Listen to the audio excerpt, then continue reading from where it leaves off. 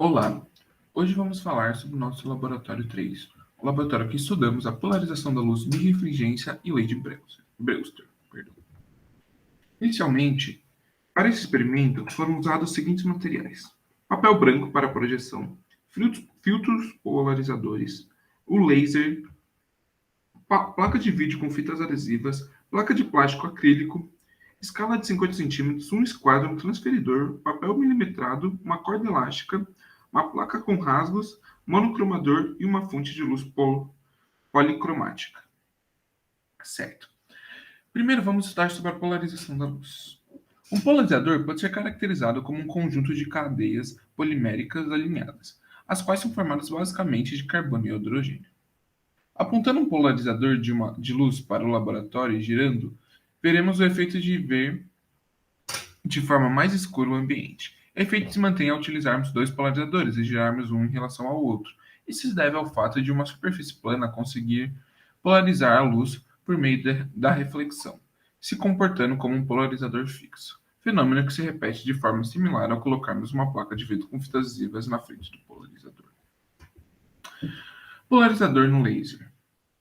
Ao girarmos o polarizador que está no caminho do laser, nada ocorre com o feixe de luz, do feixe de laser. Porém, ao colocarmos o segundo, conseguimos fazer com que o laser seja quase extinto, ou que se mantenha com a mesma forma, dependendo do ângulo entre eles. De forma que o quase se deve por causa das imperfeições práticas, pois na teoria deveria ser extinto. Isso se dá ao fato de por cada polarizador polarizar a luz em uma determinada direção.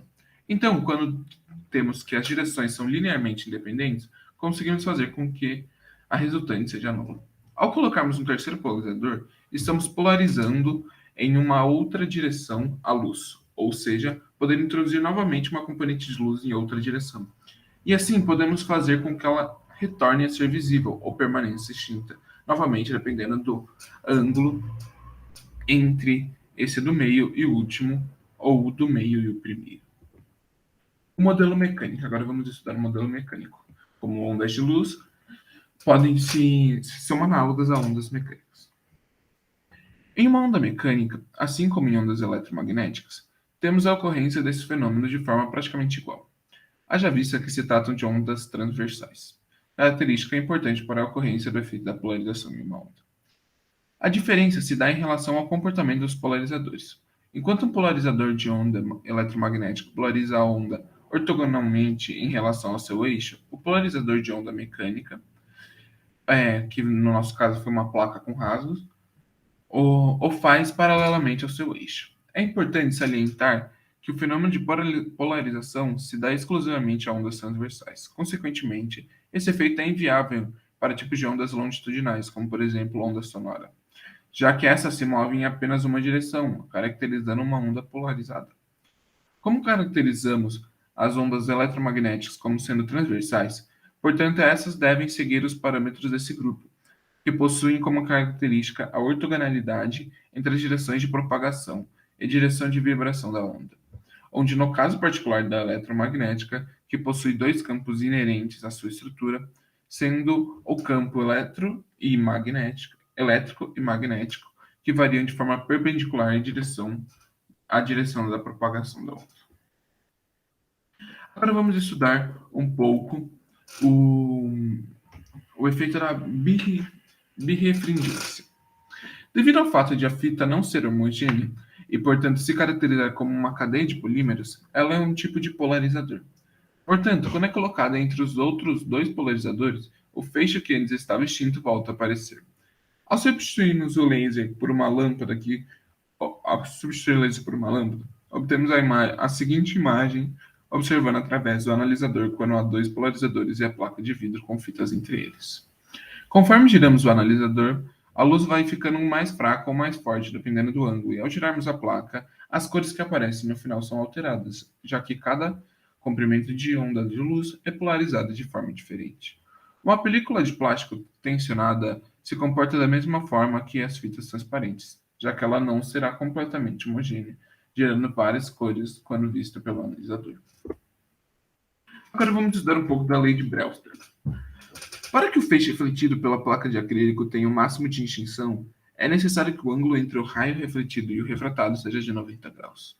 Sem utilizar mais um polarizador, não foi possível extinguir o raio refletido e o refratado simultaneamente, já que, como mostrado em slides anteriores, quando a reflexão em uma superfície plana polariza completamente uma onda, a refração polariza ligeiramente. Por causa da leve polarização pela refração, desculpa, ao colocarmos o polarizador entre o laser e a placa e o girarmos, apenas o feixe refletido tem mudanças significativas. Além disso, o plano de polarização do feixe de luz refletido é perpendicular ao plano que contém o raio de luz incidido e o refletido. Dessa forma, temos que o ângulo de Brewster é o ângulo que polariza a reflexão do feixe, obtido quando o ângulo de reflexão θg é perpendicular ao ângulo de reflexão θr.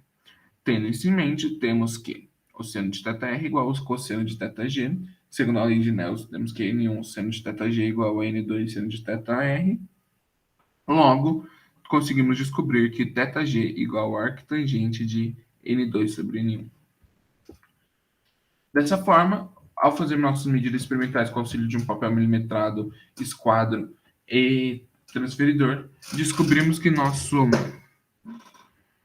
θg é igual a 56,3 graus.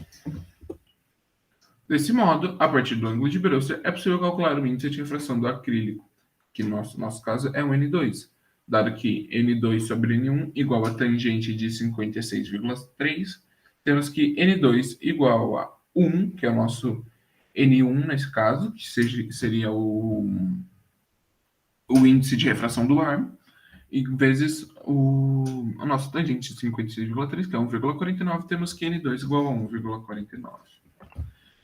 Certo. Esse foi o nosso experimento dessa semana. Gostaria de agradecer a compreensão de todos.